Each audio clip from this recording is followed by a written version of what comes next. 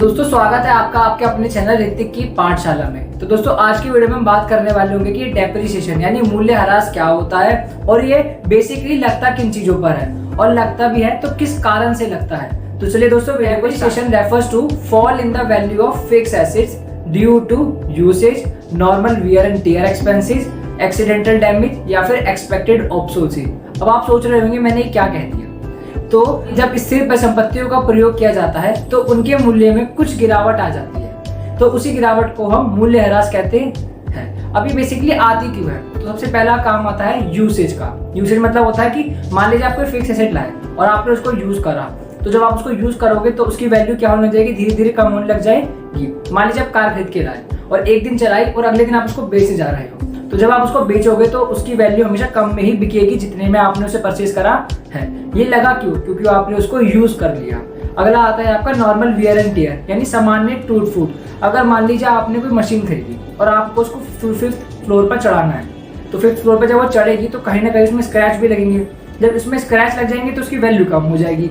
तो ये भी एक तरीके से डेप्रिसिएशन का पार्ट ही होता है। अगला आता है एक्सीडेंटल डैमेज, यानी आप उसको ला रहे थे ट्रक में रख के और उसमें कुछ टूट फूट हो गई, तो इसके कारण भी उसकी वैल्यू कम हो जाती है। तो इसको भी हम डेप्रिसिएशन यानी मूल्यह्रास ही कहते हैं। अगला आता है एक्सपेक्टेड ऑब्सोल्सी।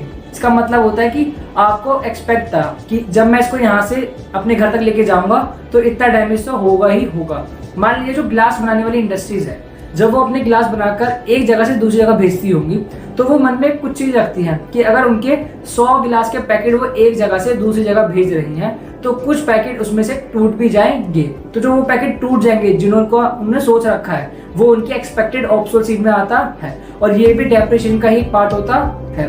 बेसिकली डेप्रिसिएशन हमारी फिक्स एसेट पर लगता है यानी स्थिर परिसंपत्तियों पर लगता है। तो मूल्यह्रास होने का यानी डेप्रिसिएशन लगने का कुछ कारण और भी हो सकते हैं, जैसे टेक्नोलॉजी का नया आ जाना और साथ के साथ डिमांड का चेंज हो जाना। डिमांड का चेंज मतलब कि लोग पहले किसी चीज की डिमांड कर रहे थे, अब वो उसकी डिमांड ना करे किसी और चीज की डिमांड कर रहे हैं, जिससे जो पुरानी वाली गुड्स है उनकी वैल्यू धीरे धीरे कम हो जाती है। और बेसिकली डेप्रिसिएशन में भी क्या होता है कि फिक्स एसेट की वैल्यू कम होने लगती है और जब डिमांड किसी चीज की घटती है तो उसकी वैल्यू भी धीरे धीरे घटने लगती है।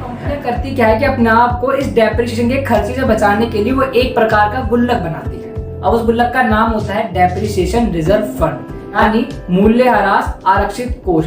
बेसिकली कंपनी करती क्या है, एक गुल्लक बना के उसमें हर साल कुछ पैसा डालती रहती है ताकि जब वो फिक्स एसेट खराब हो तो वो उस गुल्लक से पैसा निकाले और जाकर दुकानदार को दे दे और दुकानदार से एक नई फिक्स एसेट को फिर से परचेज कर ले। तो इससे आने वाले पार्ट में हम जानेंगे कि ये डेप्रिसिएशन रिजर्व फंड बेसिकली होता क्या है, यानी डिटेल में जानेंगे कि अगर कंपनियां ये डेप्रिसिएशन रिजर्व फंड नहीं बनाए यानी मूल्यह्रास आरक्षित कोष अगर कंपनियां नहीं बनाएंगी तो उससे उनको क्या क्या नुकसान हो सकता है, इसके बारे में चर्चा करेंगे। तो आपको वीडियो पसंद आई हो, वीडियो पसंद आए तो वीडियो को लाइक करो, चैनल पे नए हो तो चैनल को सब्सक्राइब करना ना भूले। मिलते हैं आपसे अपनी अगली वीडियो में, जब तक के लिए सीखते रहिए और सिखाते रहिए।